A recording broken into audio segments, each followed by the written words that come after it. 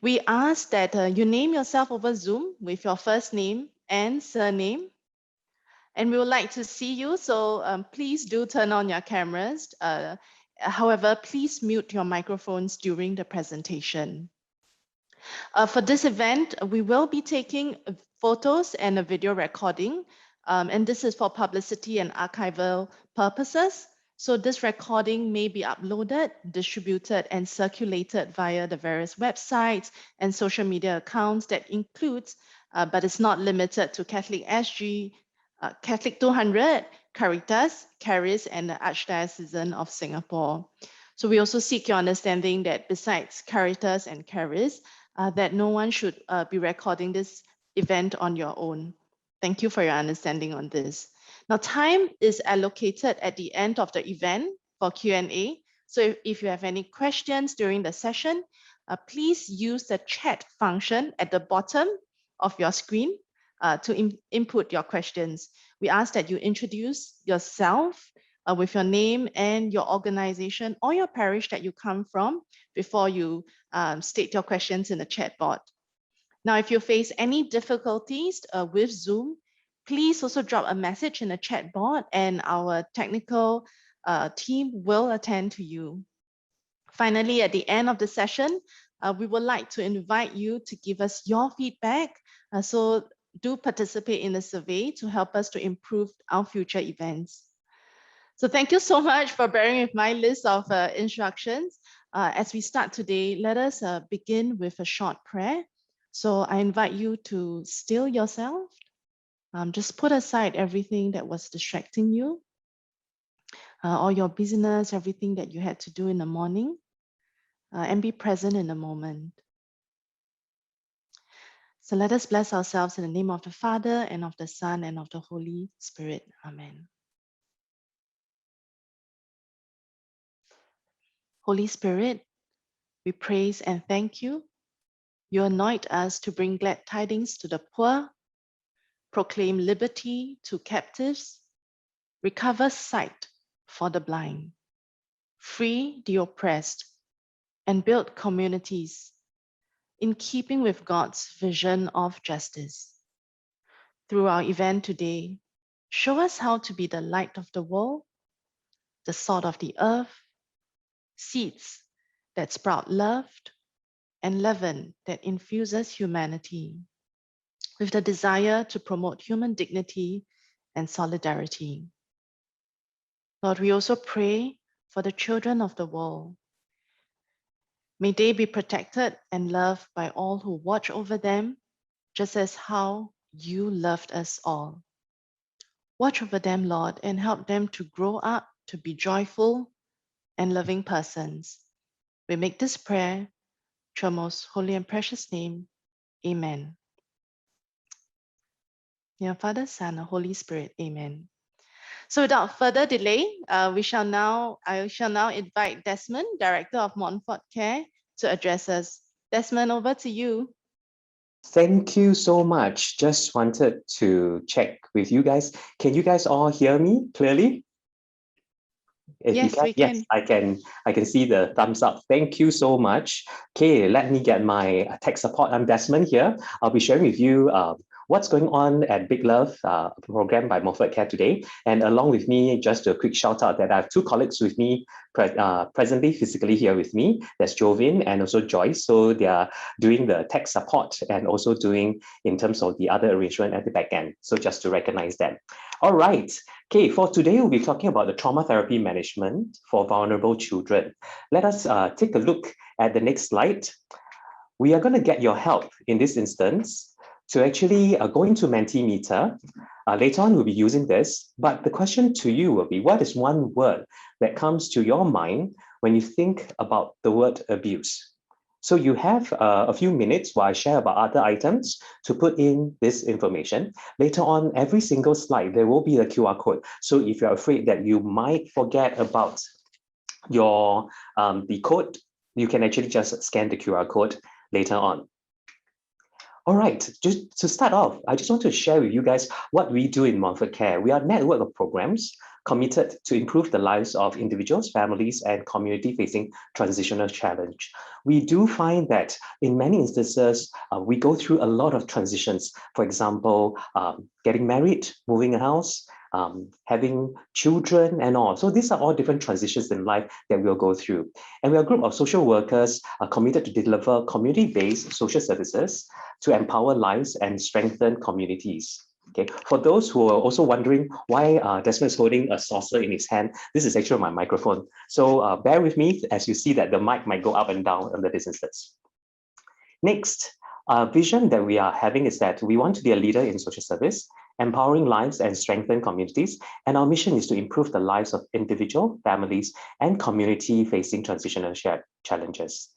Our core values, which have been highlighted by some of our stakeholders, that is actually quite unique because the first and foremost, you dare to be different. We want to challenge certain norms and we want to be keeping up to changes and also wanting the best for our clients. So we usually look at things differently and try to do things differently as well. Chongness, it is a drive to make things different and make things happen and to stay relevant. In many instances, as the time goes by, if you have remembered the whole period of COVID, we have to adjust, make changes. So we chong to in order to do all that. And last but not least, teamwork. And when we talk about teamwork, it's not just internally where we work together as a team, but we also work with the stakeholders, the clients, the community as well. Okay. These are the programs that we have in Montfort Care. We have Good Life. We have 6 different locations: Marine Parade, Telok Blangah, Kereta Ayer, Bedok, Yishun, and also at Central Toa Payoh. Then we have also the family service centers. Marine Parade, that's our original family service center. Then we started at 27, which is at Telok Blangah. And last but not least, the younger baby, but we have it has already been in existence for the last 5 years, is Kereta Ayer Family Services. As for specialized services, we have Good Life home bathing, which they actually shared 2 weeks ago about the program that they did. We have Good Life Makan, where they use food as an engagement with the community to empower elderly. Grief Matters, that looks at the community grief and bereavement. Young at Heart Community College, that looks at the active seniors and their ability to be able to join in and to contribute to the greater good of people. And we have Big Love, the Child Protection Specialist Center, which I will delve in a bit more later on. Okay, let's talk about a bit more about Big Love, which you might be more keen to come in today to understand what we do, why we do what, and how do we do some of these things. Okay, let's go to the Mentimeter now for those who have actually input some of this information to look at what are the things that, what is one word that's in your mind when you think about the word abuse? Well, I think there are quite a fair bit of common words that came up. If you look at it, a number of you indicate that, oh, when you think about abuse, there is this idea of being unloved. There may be certain power struggle. There's a lot of the cycle of violence that takes place when you talk about abuse. That means that it keeps spiraling, it keeps going on. And there's a lot of violence in the idea of abuse. And some of you are very genuine to indicate why does it happen? It's questionable. Sometimes even as the clients themselves, they are wondering, why did it happen? Even those who have, the person who inflict harm on the other person might be asking themselves, why did it happen? Why can't I control? Yeah, some of you even indicate the word hit. And there's quite real situation where individuals feel that there's heartbreak because due to abuse, there are instances that it breaks up the family. And also in terms of there's a lot of turmoils on the emotional level. There's a lot of unfairness, especially with children where they're vulnerable. We have actually seen even cases of infants that's being hurt under this instance with shaken baby syndrome. So these are the things that comes in quite real for us. And it's important to know what this abuse actually linked with people who are general public. Okay, and a few things that came up, which is quite similar to our concern, is the word pain. And I think a lot of you actually put in similar words. There's a lot of pain that you would experience in this instance. And this pain may not be just physical pain. It could be psychological pain. It could be emotional pain. It can even be relational pain. So you can see that the two big words are coming out quite predominantly in our faces: pain and trauma. And what is this idea of trauma? And how does it impact? What's going on for individuals when all this are affecting them? And how can we play a part in this instance? Okay, thank you so much for all your inputs. Let us take a look back at the slides, because I think it's important to know that as we journey on with all this idea of abuse, what are the roles of child protection specialist centers, and how do we actually play a part in this whole sector? Okay, we are a community-based CPSC, in short, in terms of we are called the Child Protection Specialist Center. We are set up in 2013 May under Montfort Care to help families with child protection concerns and to improve their lives and resilience. In the work that we do, you can see that we actually are in the secondary level intervention. The tertiary level part will be by the government sector or CPS, especially when it comes to law enforcement requirements. So when that happens, it's usually quite serious, like there are serious injuries, there's severe neglect, there's even sexual abuse. And usually when it comes to that point, the child or the spouse or the victims may require medical attention quite fast, and they may actually need an alternative place to stay in this instance. When it comes to the secondary level, that's where we are. On top of that, there's also the family violence specialist centers as well. We are the ones that comes in to look at some of the neglect work, the excessive, inappropriate disciplines, and sometimes inadequate care or even medical care. So when that happens, that's where we come in, and we hope that we want to increase the resilience of the families in order for them to carry on living together. Because we also believe that for a child, being with the family nucleus itself is actually very crucial. And it's important because it actually enhances their ability to grow, learn, and to have experienced love and consent. And last but not least, there's a primary level. These are the agencies that actually deal with the pre-incident cases. So which means that they may have high level of stress. It could be economic stress. It could be emotional stress. It could be relational tensions and all. So these are the agencies that will come in to start dealing with all these areas of work. And predominantly, FSCs are the ones who actually come in to work with these client groups, and also individuals or families. Okay, so for the CPSC or Child Protection Specialist Center, we actually look at case management. We look at providing timely and interventive work with child protection issues, and also risk assessment for the children and family. So with the case management work that we do, we have to assess and actually look at some safety plans with the families in order to keep them safe, to help them be able to adjust and cope with the situation at home, and how can other network or safety agencies or adults come in order to help them.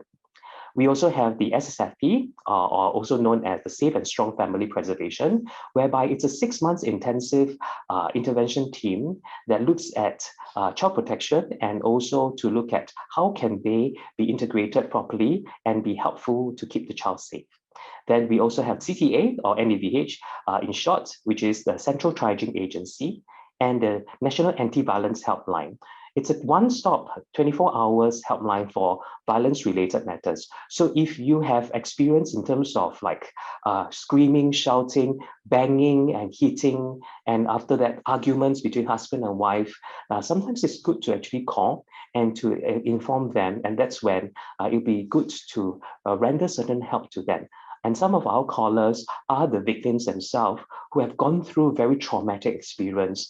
And sometimes they are calling us at a point of a situation whereby they are experiencing the abuse at the very moment.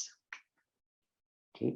For Big Love, there are different aspects of the work that we do as well besides case management. We also look at group work and family bonding events. In the work that we do, we realize that when parents and families are within this thing called bandwidth text, which means that they are not able to think through some of these issues properly, or not able to deal with multiple stressors. It actually affects their ability to make decisions, and sometimes they may see that their relationship is strained and they are unable to actually build the proper relationship. And some of the children even feedback to us that they have never experienced like happy moments when they have certain realization of their own family. So when we organize such events, it allows them to know that, hey, you know, this event helps me to be able to see my parents in a different light. And the group work itself allows them to go through psychoeducations to know that, hey, are some of these things normal? Are some of these things okay? Are we able to deal with it? Do I need help further? What kind of support do I need? And we pack it at a level that is understandable by the children that will help them to appreciate this process. We also have training for professionals, and with the professionals, we help them to look at, hey, what is needed when you look at child protection issues. And this may be also teachers, it can be the full-time school counselors, it can also be social workers as well. So with the training for professionals, it allows them to have a gauge of what goes into child protection work. What can they do at that point of time, be it for the victims or for the children or for the family in totality. Okay. Last but not least, we also have public education and outreach. These are the times that we go out to the public to share with them of the things that we do, of the child abuse that's prevalent in Singapore. And if you are well-read and you actually go to different websites or even keep up abreast about the news, you'll know that there's an upward trend of this issues of child abuse. And that's where it's important to actually share. I think especially like 2 years ago, when we did a public education on sexual abuse, there were a lot of public members who actually came to us to say, oh, I didn't know that's happening in Singapore. Oh, wow, it's so serious. Oh, what's going on? And how do the children actually deal with all these things? So there were a lot of such questions. And it's important for us to actually keep the public abreast about this, to know that these are the things that's going on and how can each and every one of us play our part. On top of that, we also do public education to the schools too. So when we are going down to schools, we actually share with the children what are the protectiveness that they may need to have under this instance, and what are some of the things that is can do or cannot do in this instance for them. So it helps them to be informed, and they are not, they will feel more equipped in sense of, if something happens, who can I go to? Where can I go to? What can I do? And how can I be doing that? Okay, at this moment, I'm going to share a video with everyone of our most recent Give a Voice campaign. And this is talking about harsh physical punishment. It is available in YouTube. If you want to find out what it is, you can actually Google BREAK, B-R-E-A-K. It's an interactive video in this instance, whereby you can look at, hey, am I making certain choices that may be harmful to the child? Am I making certain choices that may affect my next choice? So it is an interactive video. Every single juncture allows you to make a decision, try it out, and see what happens next. Let's take a look.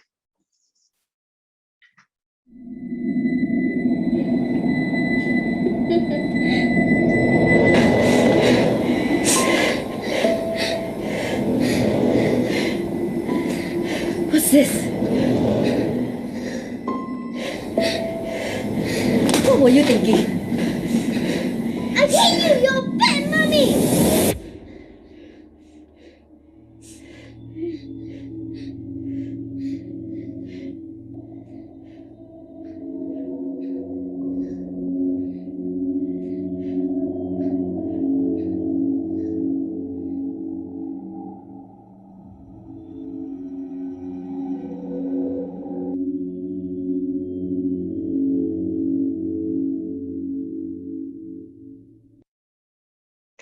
Okay, so if you can see the video, there's a kind of thriller. And for those, okay, I'm not going to say that of a certain age and all, you'll know that there is a actress who's involved with us. She's actually our ambassador, Yang Yan Yan. She's a Golden Horse Award winner who has actually willing to come in to be our ambassador to film this video, because she is advocating that we should not have harsh physical punishment.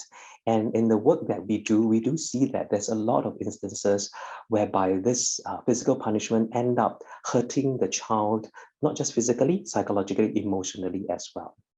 Okay. When we look at the impact of abuse, we are asking ourselves, how does it happen and what kind of effect would there be for the individual? If you look at the MSN website, you will be able to see that they have indicated some of these impacts of abuse, especially on the psychological and also cognitive level. We have actually seen that cases of abuse may affect their esteem. They may seem more depressed. They may have anxiety, constantly on the roll. This is especially so for young children who have gone through abuse. They are very afraid, and they're heightened in terms of their sensitivity to the extent that at night, they may be anxious to sleep alone. They may be anxious to sleep in the dark. They do not know what may happen. So all these are some of the effects that is very obvious of things that we see. They may be guilt. They may be fear. There may be aggression as well, because what we have observed too, sometimes the abused becomes the abuser. So these are the instances that we are concerned about, and we do see that it appears in a lot of the behaviors at times when things happen and they are being abused. And as time goes by, it exhibits in different manner. So they may also go into sexual promiscuity when they get older. There are instances of self-harm. So when they find that, hey, I can't control other things around me, the only thing that I can control is myself. So they start hurting themselves as a form of the way to actually manage or cope. Some of them get into issues of eating disorder. It may not be just overeating. It can be also, it could be bulimia, it could be anorexia. So all this becomes part of the issue when they go through abuse. Some of them may find that, hey, I need to escape from this horrifying feeling of the abuse, and they may get into drugs or alcohol as a form of escape for themselves. And there are instances that they also run away because they find that home setting is something that I'm very fearful, and I hate the idea of being abused constantly. For those who go through abuse on a constant basis, they may have cognitive effects, and they may have low attention span because constantly when they were younger, they have heightened anxiety, fear. So it forms into this habitual manner of having this low attention span, which they find that, I can't focus, I can't do this because my mind is constantly racing. It may actually slow development, and some of the process of some of the abuse may actually have impact of them not being able to function well. For example, shaken baby syndromes and all. And there may be poor educational outcomes because of the fact that they don't feel loved. They find that they are failure. It may have a self-fulfilling prophecy in the whole process too. Okay, how some of you may be asking, abuse, that they can garner themselves, they can get out of it on their own, they are okay, and as life goes by normally and automatically, they'll just be all right. It may not be so, and some of the instances that we have experienced, I'm sorry, you may hear police or sirens, and we are just experiencing some here. Yes, let's continue. Okay, so one of the things that I have seen it myself is that the impact of abuse may come out later in life in many facets. So there was an instance that I've actually had interactions with an individual in adulthood. And interestingly, the individual had constantly, when I was having that conversation, and there were some topics of sensitivity, the person started doing this. So I was a bit surprised, and I actually confronted that. I was asking, I see you keep doing the hand gesture, and I'm wondering what's going on. Then when the person sat back and reflected, there was an instance that the person was abused, the client was abused, and to the extent the client actually had to fend himself. So he told me that he had to actually do this because he was fending himself constantly when he was younger.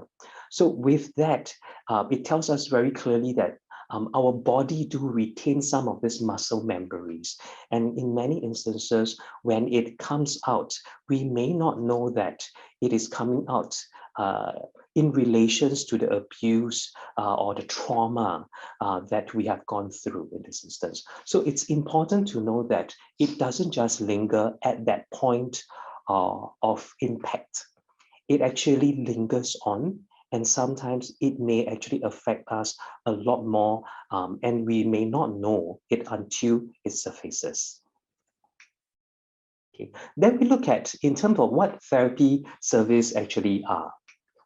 Okay, just wanted to highlight this because I think I do see that there may be a number of professionals here as well. And on top of that, for those who are well-read, you may know that therapy is not a one-size-fits-all, because as professionals, we are always taught that different strokes for different folks.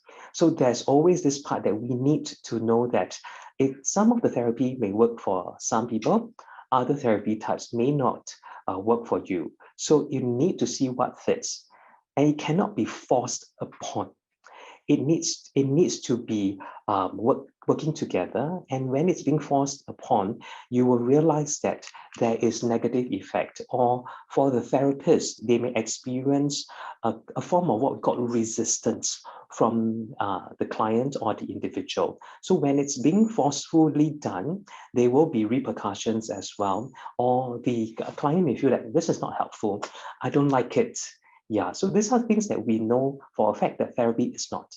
It's not an answer to all problems. So you need to understand that with therapy, there is a process of healing. There is a whole journey itself. So it's not an answer to all your problems. So you can't say that after therapy, my marriage will be better. After therapy, my child will grow up normally. After therapy, my child will be perfect. So it's not an answer to all problems. And it's not an instant cure. There were instances that I have parents coming and to say that, oh, can I see you for one time? Can my child see you for once? And once will be enough. So it's not an instant cure. It cannot be done immediately. It's not like a magic pill.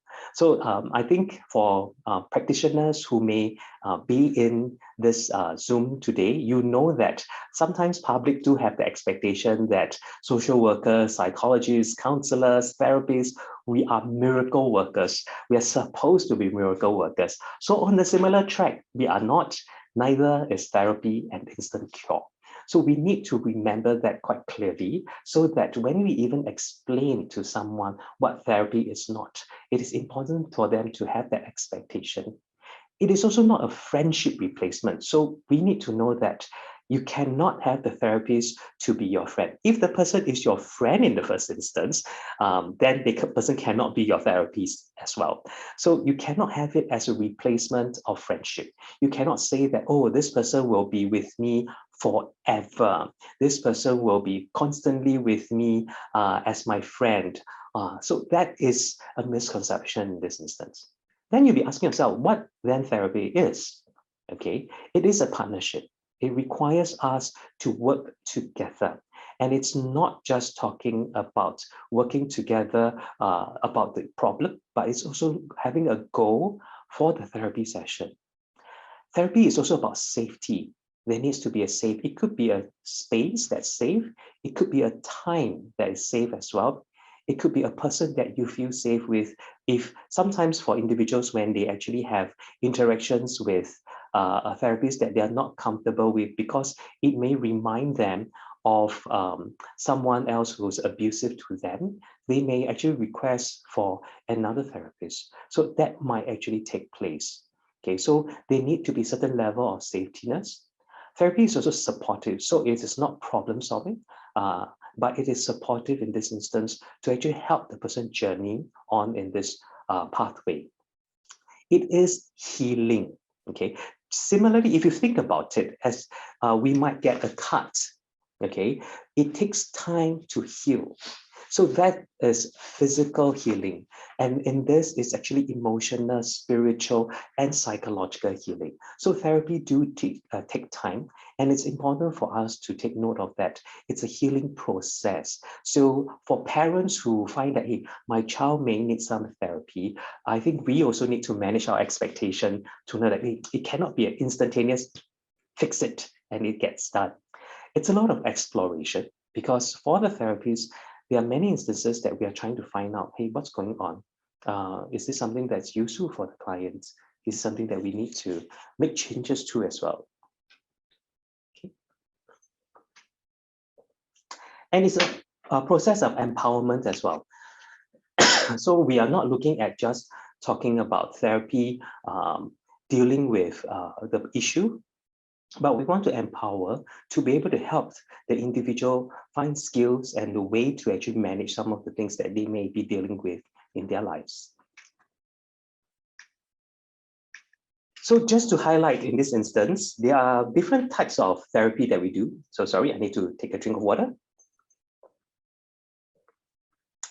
So in Big Love, we do see that something that's useful for children especially is art therapy, play therapy, sand play therapy, and also talk therapy. So they may be different modes or mediums that may be workable or useful for the child. And these are some of the information that I actually extracted online. So if you require some of this information, you can Google them.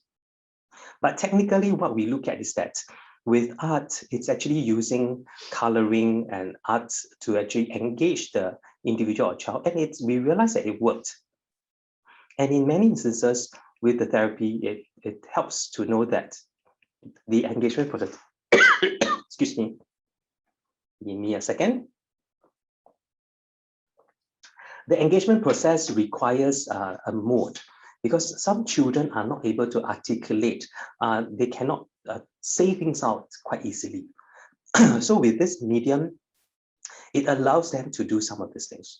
Like for example, with play therapy, we actually use figurines to do that. We use in terms of, at times, a dollhouse to actually have that engagement, to actually get them to talk through some of this or to show us some of the things that they do as well. Sand therapy requires sand. So one of the things that is important is that the whole process itself, sometimes for parents or even for individuals, they say that it'll be very messy and it's very dirty. Yeah, but children play. And with children's perception, they don't see the messiness. For those who are parents, you will know that sometimes when you look at play, the house may turn into a war zone. And it's because all the toys are out and all that. So the idea of messiness may not be there for them, but through play, they actually may be able to tell a story, deal with some of these things, and be able to help them, encourage them to actually talk through some things. Last but not least, we have the talk therapy. Usually it works better with the older children who can articulate themselves, and they are able to then share in their own words, and they hold certain meaning to those words as well. So if we look at a child and we are thinking about the child going through abuse, experiencing trauma, what Big Loves hope to do is that we want to encapsulate the safetiness and the helpfulness through 4 big words. We want them to feel protected. We want to affirm them, especially in times of difficulties, so that they know that these are the things that they can get help from. We want them to also feel care, because sometimes when they go through abuse, when they are traumatized, they can't sense the care and love from people. So in the safetiness of therapy, we want them to feel that there's care and there's concern. Last but not least, in the work that we do, especially for children and the work in the therapy work, we want them to feel empowered. So it is not just talking about, I tell you what to do. Then there's always the other side of this. What can you do? How can you help yourself? How can you keep yourself safe in this instance, and what are the things that they may need to talk through for themselves as well. So with that, it actually forms this word PACE, P-A-C-E. And that's what we want to introduce today, that in the therapy work that we do, we want to actually pace with the child. We want to pace with their emotions. We want to pace with also the relationship that they may require affirmation, care, and empowerment. At this juncture, I'm going to show you a video. And the video depicts in terms of a case study that we had. And on top of that, with the case study, there will be information a bit more about how you from the public can also play a part. Later on, we'll have a Kahoot, a quiz, whereby you stand a chance to win some of our items here. And it's actually quite useful. The little bear, if you take a look, it's actually an umbrella. So you stand a chance to win the umbrella. You stand a chance to also win our limited edition Big Love Lego.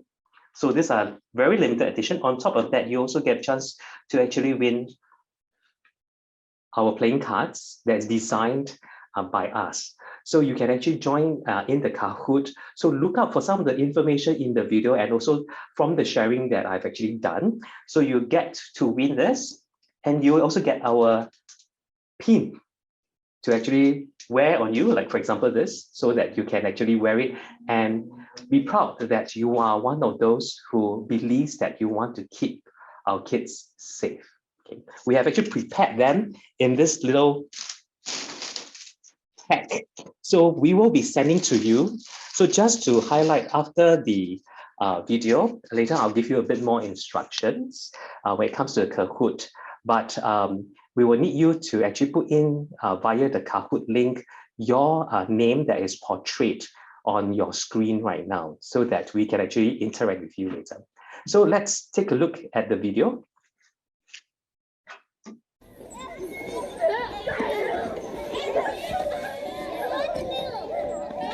The ideal scenario of childhood. An image of innocence, affection, love, and full of laughter. However, the reality of one's childhood experiences can be vastly different from this ideal. From 2011 to 2020, MSF reviewed an upward trend of cases investigated by Child Protective Services in Singapore. What was observed was a threefold increase in the number of abuse cases from 415 in 2011 to 1,313 in 2020. What this increasing trend highlights is the fact that more and more children are becoming victims of abuse and family violence in Singapore. Such experiences can significantly impact a child's physical, mental, and social well-being, which means that more specialized interventions may be required. To help children and families who are exposed to family violence and child abuse, organizations such as Big Love Child Protection Specialist Centre work within our community to foster safety and stability for these families. Hi, my name is Desmond Lim, and I'm the director of Big Love Child Protection Specialist Centre, a program by Montfort Care.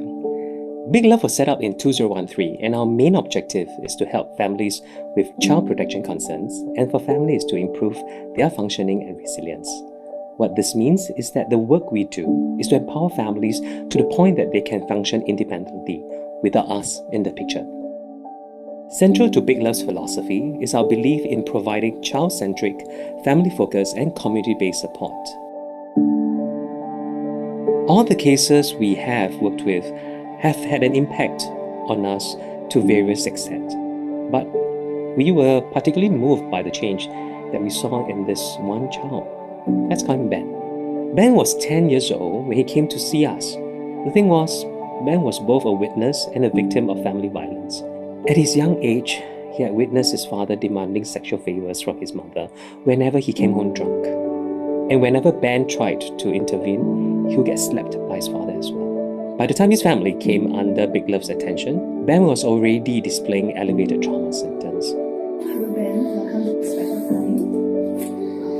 In this playroom, you can do whatever you want. Yeah, I have to keep you safe. I have to keep you safe. He had frequent nightmares and he was becoming more withdrawn and was always very hypervigilant to his surrounding. These are what we termed elevated trauma symptoms. We needed to do something to help him. So after we talked to his mom and also Ben, we decided to engage Ben in one of Big Love's therapeutic services that could be beneficial for him. Big Love's therapeutic service include art therapy, play therapy, and also psychological services such as trauma-focused cognitive behavioral therapy. So how do you feel with these colours? Really brights up my day. It really brights out your day. I feel like you're telling me that it brights up your day. As Ben became more comfortable with our play therapies and her sessions, I could really begin to see the changes in him. His mom also shared with us that he was a lot less jumpy, and he talked about his father and was able to manage his emotions better at times. The most memorable moment was when he was able to have a conversation with us about his father. When that conversation happened, there was this indescribable feeling of relief and joy because it seemed how far Ben had come in this journey of healing. Just like Ben, many other children who have been through traumatic experiences benefit from Big Love's therapy services. To grow this important work, we recently set up a program that seeks to tap on the natural joy and safety that children experience through play and art. We call this program PACE, which also embodies the importance of allowing children space and time in their own healing process. I think really what's important is believing that every child has a voice and their environment plays a huge part in shaping whether or not they feel safe to share their feelings and thoughts with others. What therapy hopes to achieve, regardless of the modality, is the goal of offering the child that safe space to express their feelings comfortably so that they can be heard, understood, and supported in ways that they need. And of course, for parents to understand, really understand what their child is going through. That is ultimately the goal of therapy and just what we hope to change. You can be a part in helping these children find healing and hope. You can donate to this cause by scanning the QR code or share this work we do with people around you. It's not too late to start, and it's never too late to reach out. Thank you for your support.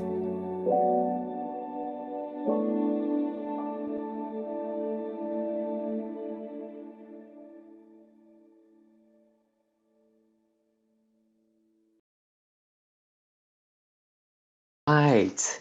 Thank you so much for paying attention to watch the video. So what's going to happen now is that we're going to have the Kahoot activity. Okay. So we'll need you guys to log in. As I shared, you'll stand to win attractive prizes. These are the different prizes that will be for you guys.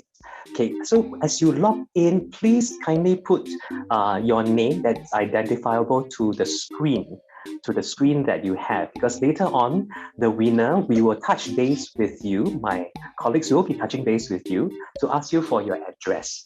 So, so that you stand to win the attractive prizes.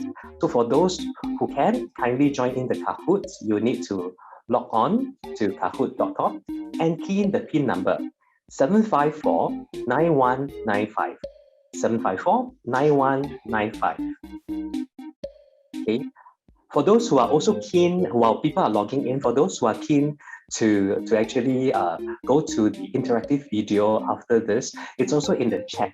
We have actually placed this information readily for you guys so that you can actually experience the process of it too. Okay, so we have currently about 20 people who are logged in, 21. Yes, that's getting more and more people in. Yes, wonderful. So do join in. You can get to actually have the cards.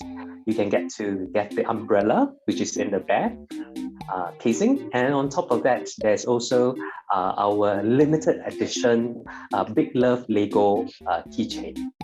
Okay, so we have 30 people. Okay, wow, it's getting, we have 31, 32. So that's getting more and more people. Wonderful. There is, yes, so there's more people joining in. So bearing in mind, there's only 3 winners that will be getting the prizes. So do join in and we will start very, very soon. Also, I see a lot more people. Yes, kindly write in your name that is identifiable via your screen. Okay, via your screen, so we know that it is you, rather than give a unique name that it may be quite tough for us to identify. If not, the prizes will not be able to reach you. All right, so kindly join in, and we're going to start in like 30 seconds. When I give a time limit, I think people will tend to be a bit more anxious and start to join in faster. Okay, so 38 people joining, wonderful. So there are individuals who may be still trying to toggle between your screens.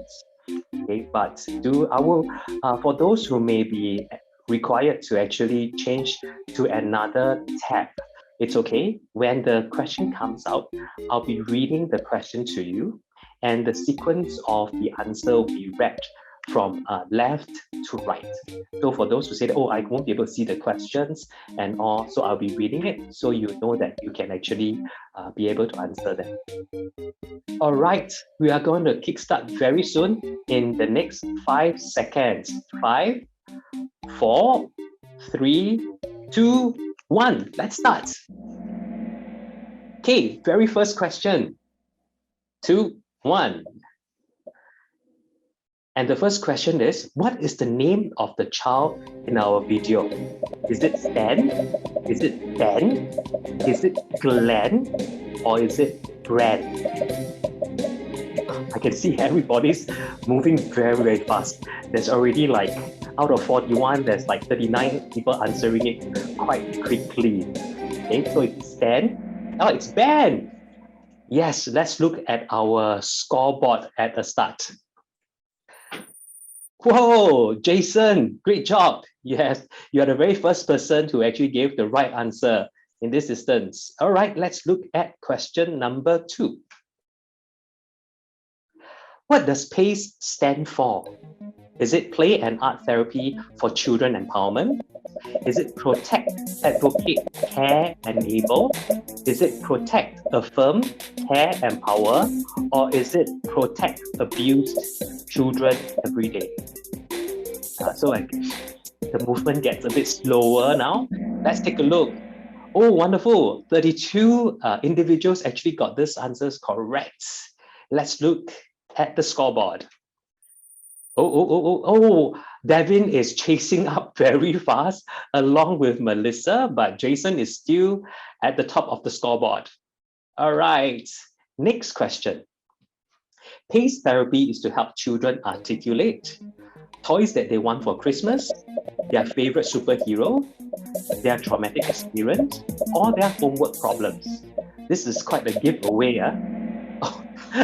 Everyone is very fast now. So the answer is their traumatic experience. So it's important for us to know that when they are going through the therapy, they talk through some of these issues. Okay, let's look at the scoreboard. All right. Oh, suddenly Melissa chased up very, very fast. And she's at the top, followed by Devin and Kimberly. All right, next question. At a PACE session, the therapist facilitates what? The child to play properly, practice good ethics, express what they cannot verbalize, or socialize. Which is it? You can see that as they go slower, it means that they have a bit of difficulty answering this question. Oh, you got it correct. It's to express what they cannot verbalize. So in many instances, the play itself or the art therapy even is a process which helps them to be able to articulate some of this work that we want them to actually go through. But in the whole process, it is the medium that will also be helpful for them in the engagement. Let's look at the scoreboard. Oh, now Devin has taken the lead, followed by Melissa and Kimberly. Good job, Devin. Okay, next. The number of children requiring child protection is it on the rise? Is it on the decline? Or is it the same throughout the years? So this can be a trick question as well. So you realize that some of you are thinking harder, maybe trying to remember the newspaper clippings. So take a look. Is it on the rise, decline, or same throughout? Okay, it is on the rise. I think Shumi in the video have shared very clearly that it is on the rise as the number is actually picking up. And as of 2020, we were at about 1,000 plus by MSF website indications. All right, let's look at the scoreboard. Okay, as we move, Devin is still in the lead, followed by Kimberly, and Eugene is in third place. Wonderful. The scoreboard has been changing, which means that people are paying attention. All right, next. Question number 6. Big Love's work will with approximately how many children in a quarterly basis? Is it fewer than 200? Is it about 200 to 399? Is it about 400 to 600? Is it more than 600? Okay, this requires a bit of dialect say tikam. So this is something that's unique, but as I shared, it's on a rise. So that was also a hint to say that the numbers are constantly going upwards. So on the quarterly basis, we do see that our numbers are above 600. Which means that, but on the unique case level, we do see close to about 1,600 cases a year. So that is something that's important for us to take note of, and it tells us that there are a lot of children who may be going through abuse, and how can we actually help as individuals. Next. Oh, scoreboard. Oh, Catherine has caught up so acutely, followed by Jovin and Devin in third place. All right, next. Question number 7. Big Love's priority is to remove children from hurtful families, help family regain resilience, help children fight back, observe and gather data. So which is it? Do we just remove children? Do we help families? Do we help the children fight back? Or do we observe and gather data? All right. Yes, we help families regain resilience. It is important to build on because we do also see that families already possess strengths. So we actually build on and to actually regain that resiliency back again in this instance. All right, let's look at the scoreboard. Oh, Catherine is still in first place, followed by Kimberly. And in third place, we have Devin. Wonderful. Okay, let's go to the next question. Question number 8. What does PACE therapy hope to achieve? Is it open and safe place to heal, child empowerment, better methods of coping with trauma, or is it all of the above?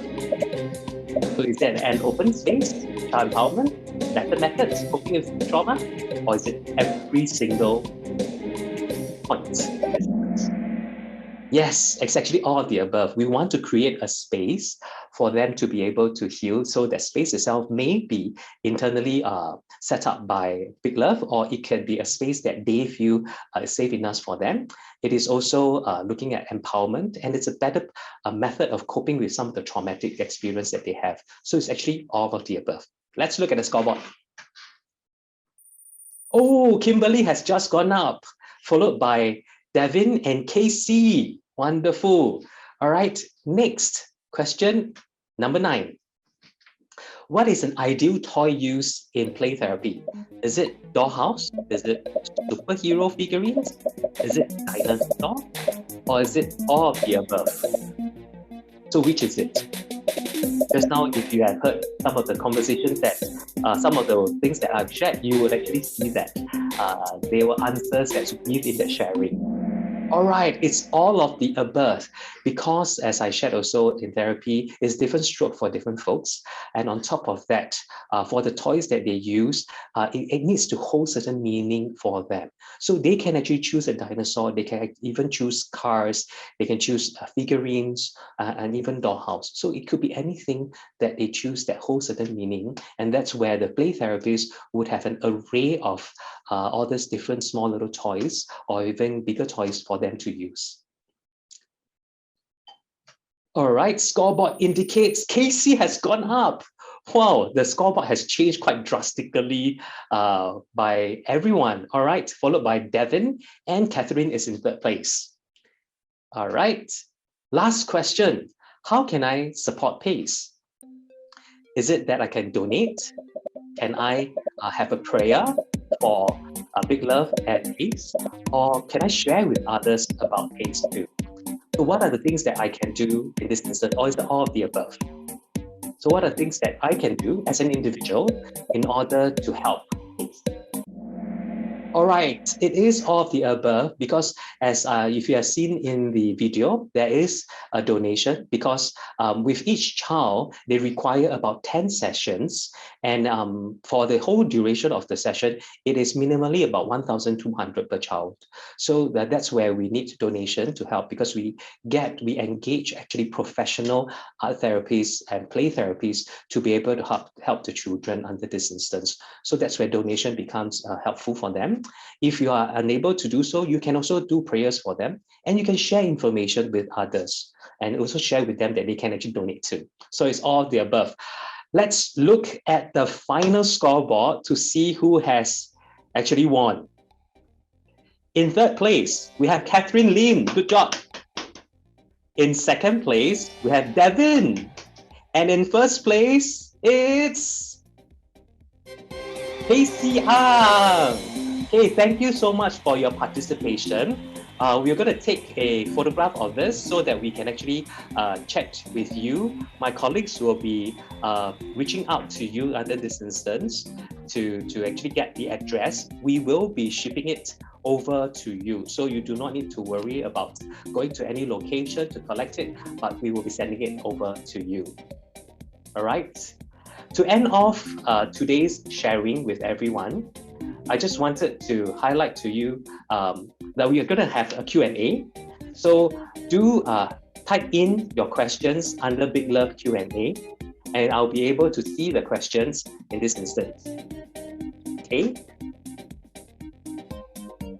Okay, so let's type in your questions so that we can actually look at are there certain things that you may be keen to find out. You can be questions about the program, it can be questions about the workers related, it can be questions about other things, and preferably no personal questions about me.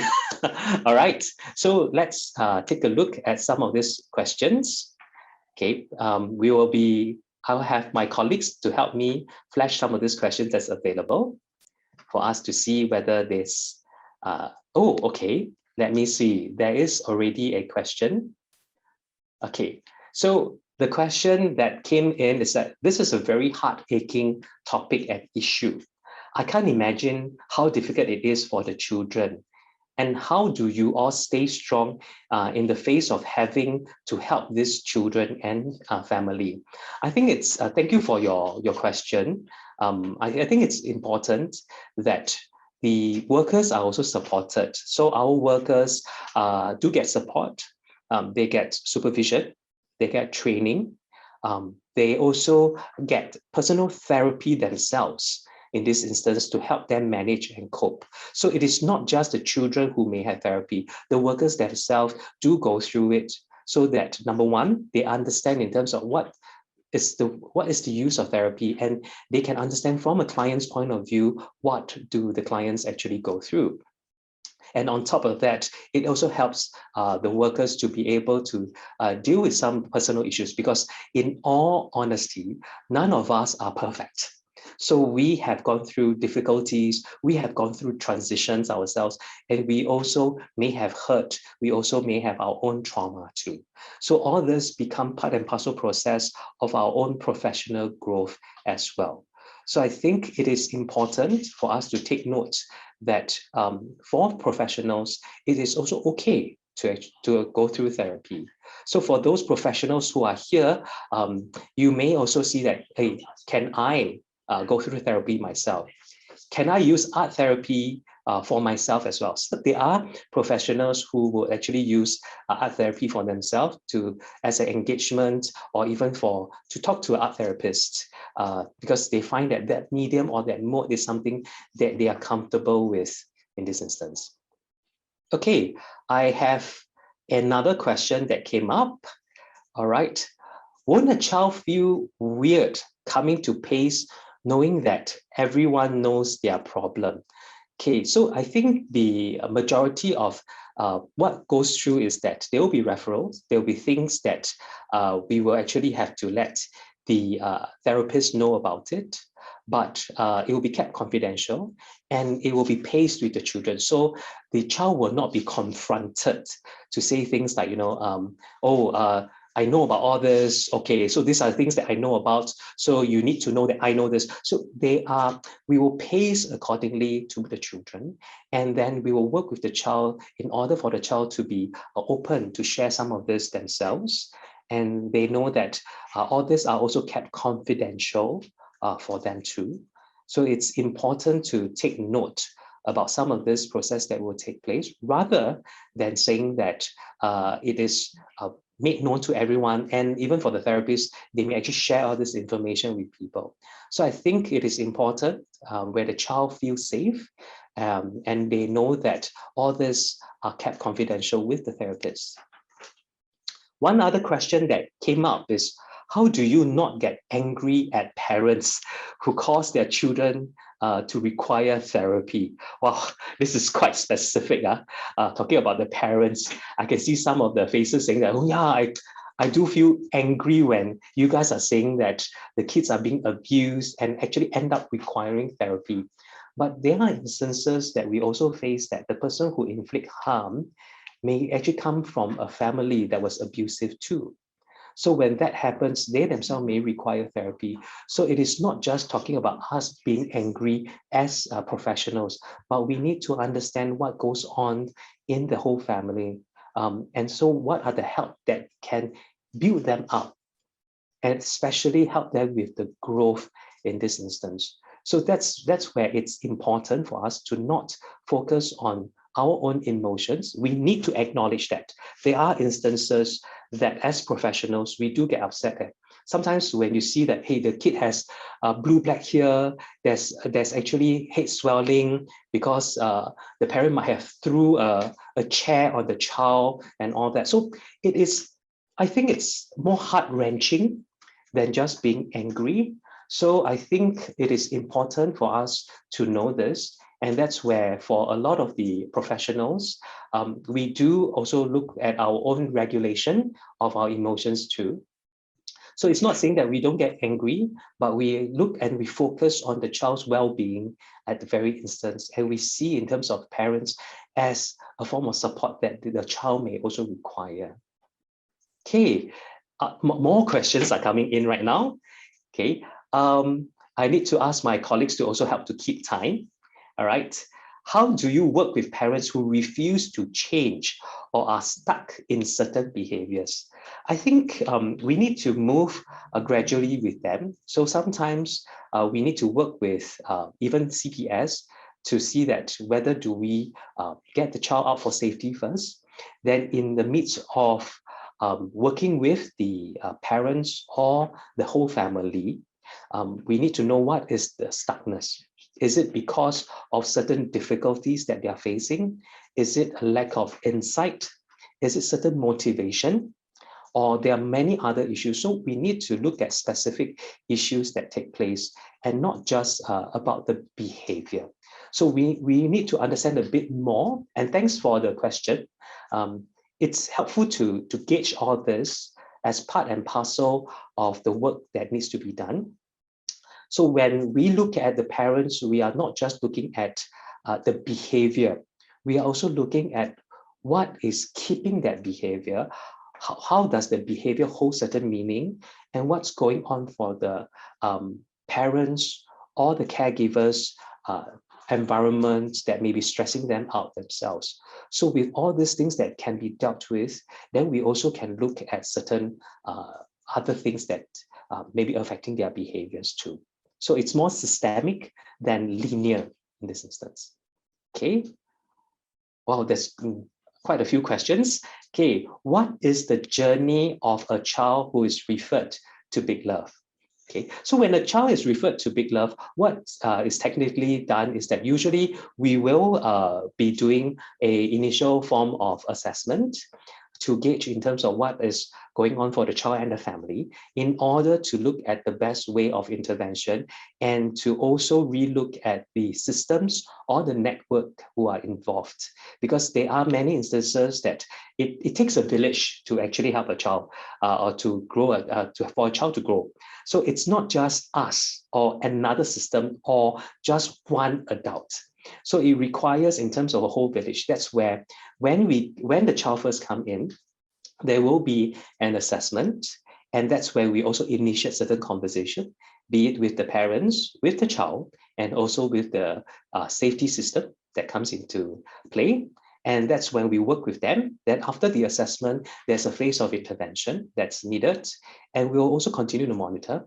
In the phase of the intervention, that's where we may also recommend them for therapy. And we use CAT screening under this instance to look at the trauma impact, whether the child may be eligible, because some of the children, even though they go through that traumatic experience, they still hold certain resiliency. So for those children, we're okay that they manage for a while, then while the rest may actually go through therapy that's needed for them. So after that, while the child is within our care, that's where they continue to be monitored. And also we build the resiliency of the family and the network to keep the child safe. Then after that, they may be referred out to other agencies to follow up further, or the case can be closed if there's no more risk, or the risk is actually very, very low. And the network can come in to actually support in this instance.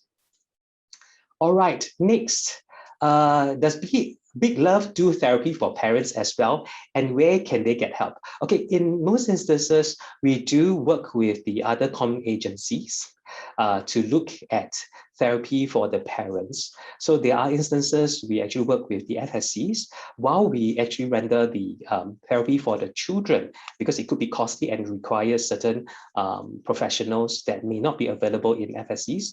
That's where the parents can get certain help from the FSCs or even from our pro bono counselors under this instance to get that support. So there are certain help that's being rendered, and we need to see whether they require it.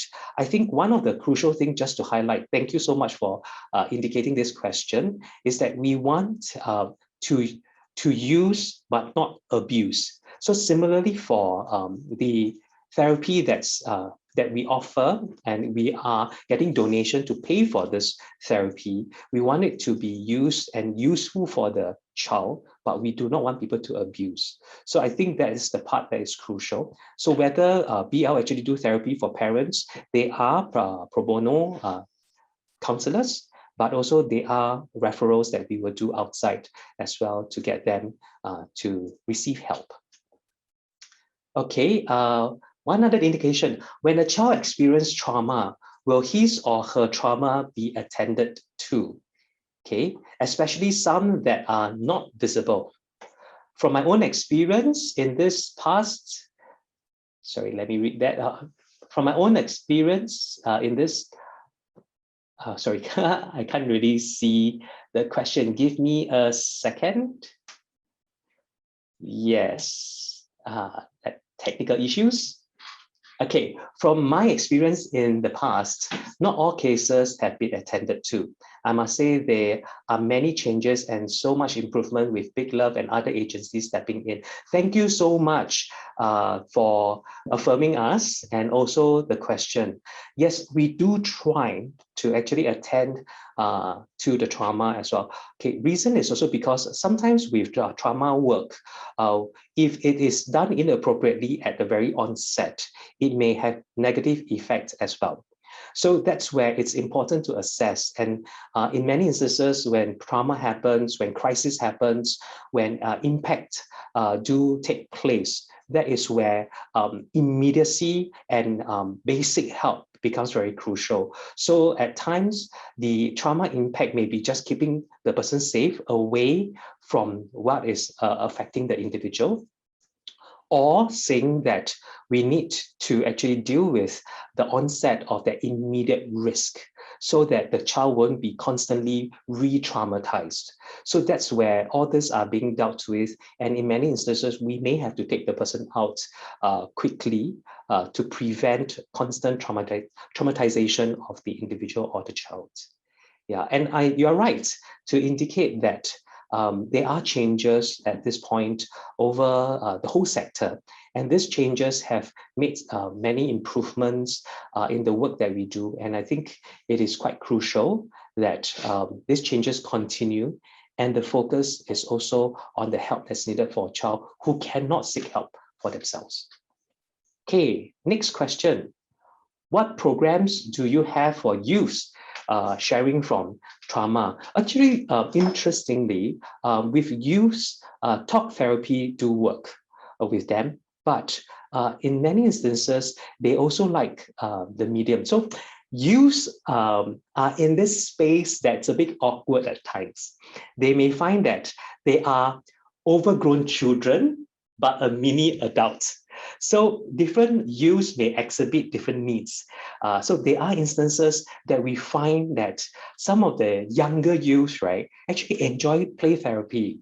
So this is quite interesting for us too. So they do exhibit that, I still find that to actually talk through using the medium of an object helps me to be able to articulate some of this too. So it actually works well with them rather than to just say that, okay, we want to only have youths do talk therapy.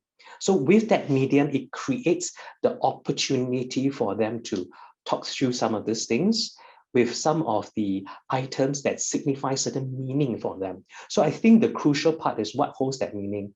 For some of the youths, if they're able to articulate and they find that, touching all these little toys, little symbols and all that, it is too childish, then they may actually choose talk therapy. But even with talk therapy, there are instances the therapists may use certain tools. So it may not be play per se, it may not be figurines, but it could be like cards that signify certain things that can help them to actually have that conversation. So tools are maybe still used under this instance with youths, but as I shared, they are in this awkward phase. So it's anything that works with them. So we may actually do try and error. We will engage and assess.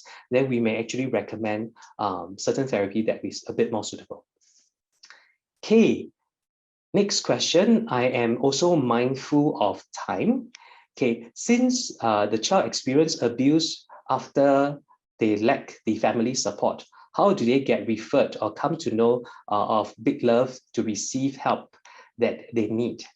Okay, so there are different avenues. We do get referrals from child protection specialists, child protection services in MSF, and those are cases that usually cascade to us when they are of lower risk.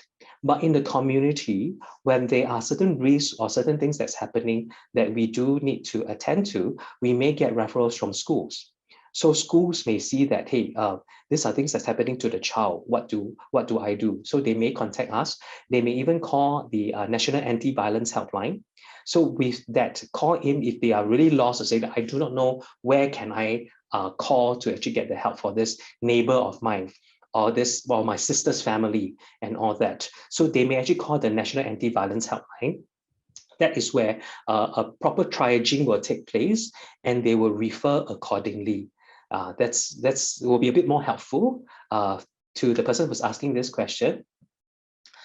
There's also individuals that, there may be also agencies like the FSCs or the police themselves who may actually tap on us to actually come in to do some of the work. So it may not be just via the National Anti-Violence Helpline, but there could be many other systems. So if the child is going to school and there may be sighting of the child under this instance, it will create the opportunity for us to be able to render the help to the child and the family. Okay, next, in cases where the perpetrator, or I would term it more as the person who abused, who is parent or guardian, is delusive that their child is experiencing trauma not as a result of them. How do you manage and how effective is the child therapy when the child is still living under the same roof? So I would say that it really depends, because there are instances that parents may be not agreeing with the onset of abuse, but there is actually a very clear observation of the abuse that's going on. And that is where we may need to actually relook at the possibility of the child being at an alternative caregiver's site in order to help the child still be helped. Or if they are still staying in the house, the risk may be lesser by a bit. That is where at times we may actually engage safe adult to be in the house, or even to move in order for therapy to take place while the child is still safe at home. So I think it is important that safety is one primary thing that we want to create, because if there is no safety, technically all your therapy work might go to waste, because whatever the child is going through, whatever the child may be experiencing in terms of the stepping stone of healing, the child may get traumatized again when they go back to a context where it's not safe. So bringing about an example, if you think of yourself, you might be injured, like you have a cut or you have a broken hand. Then you say that, oh, I'll still cross the road frivolously and I don't care. And then you get knocked down by a car again.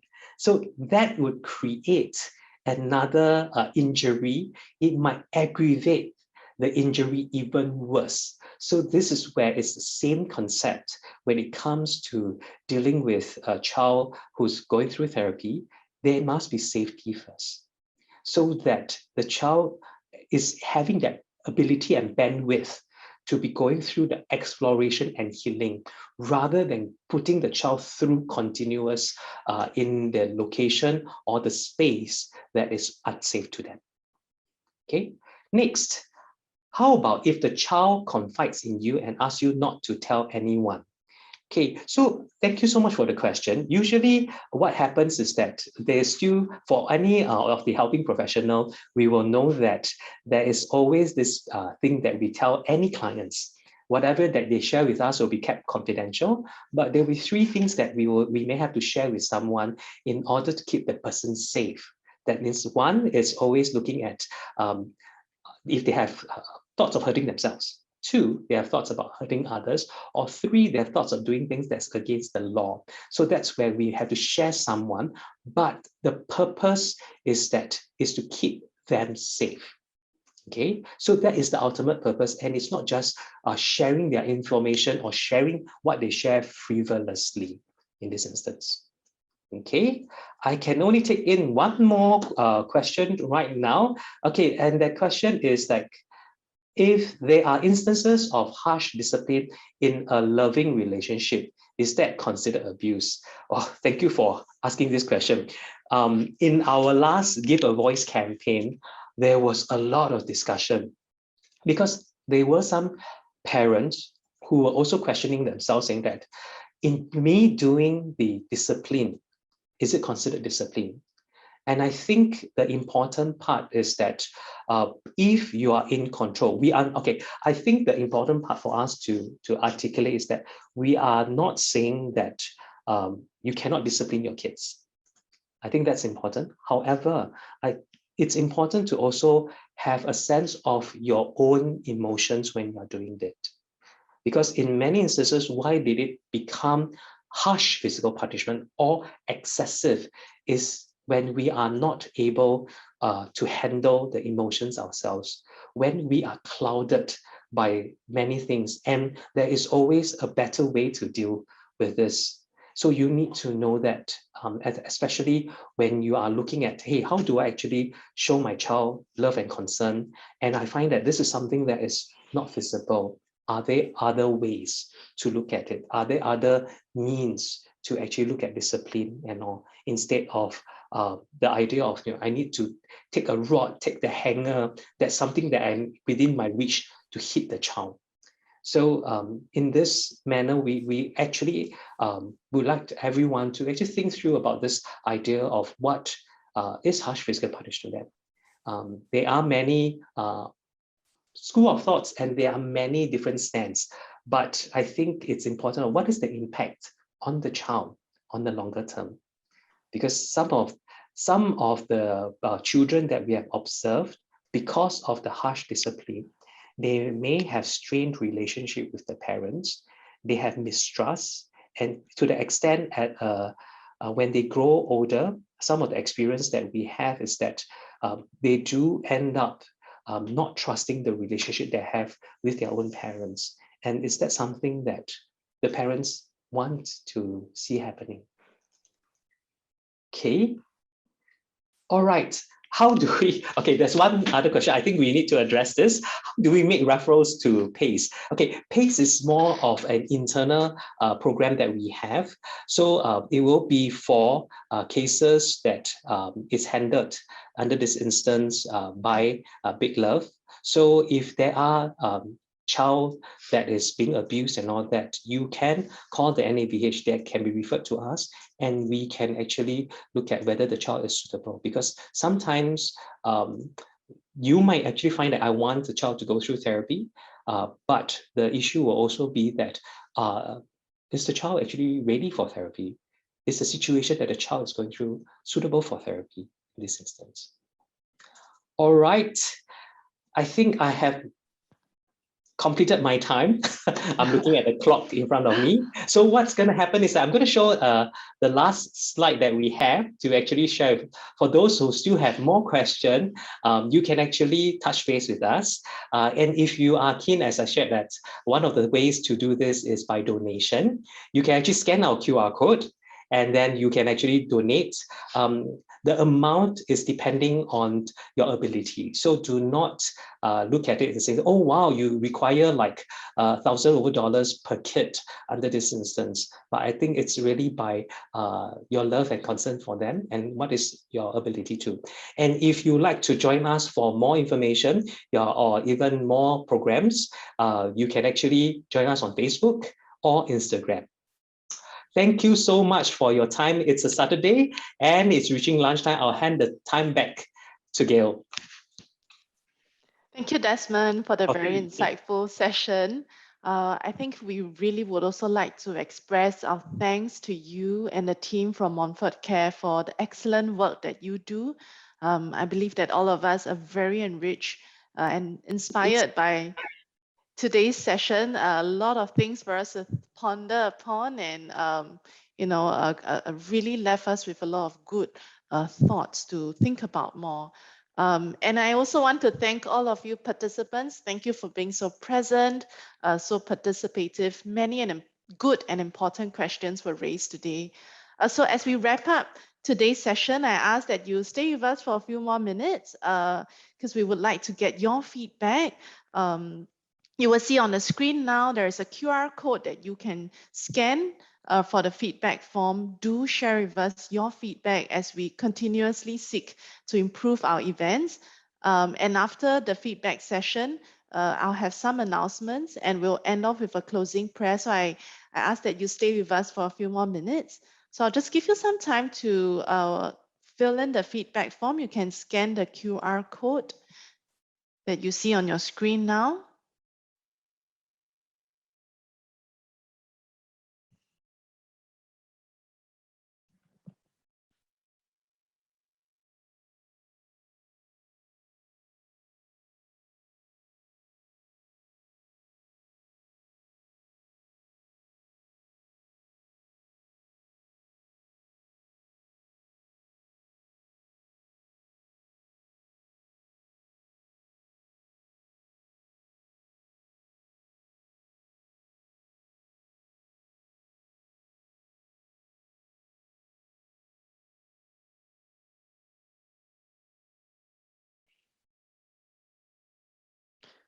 Okay, so thank you all. For those who are just finishing up your feedback forms, please continue to do so.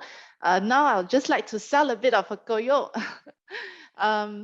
If you haven't already heard or signed up, we would like to invite you to join us at our main event, IGNITUS, Social Mission with Love, happening next Saturday. So it's on 4th September. And it is going to be an online event. We will have His Grace Archbishop William Goh alongside speakers like Mr. George Yeo and many representatives and speakers from parishes and different organizations share the event. So this is again happening on next Saturday. If you've enjoyed the micro events that have been organized across the past weeks, I'm very sure that you will find this main event a very insightful one as well. So do join us if you are keen. Please register by scanning the QR code on your screen now. If not, you can go to Caritas or Caritas Facebook page. The details are also there. Yeah. Okay. And if you have time this afternoon, do join us for our final micro event. And it's by the Jesuit Refugee Service. It's on building an inclusive world. Okay, so it will be held at 2 p.m. You can find the Zoom details on the webpage. Okay, thank you so much. Well, if we are 2 minutes away from 11:30, I'd just like to end by maybe leading us in a closing prayer. We'd just like to invite you to still yourselves and bless ourselves in the name of the Father, and the Son, and the Holy Spirit. Amen. Glory to you, our Lord, O Lord our God. Your love calls us to be your people.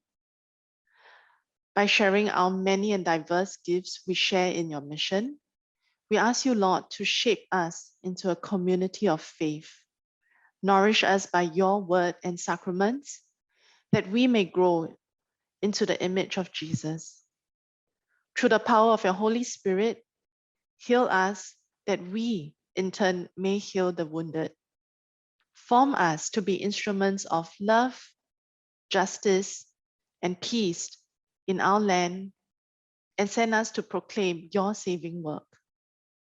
Renew us, Lord, that we may renew the face of the earth. We make this prayer through your most holy and precious name. Amen. So thank you again to Montfort Care and for everyone for being here. Have a good weekend, and we look forward to seeing you later if you're joining us for the 2 p.m. Event, or next Saturday at our main event. So thank you again. Good day and God bless.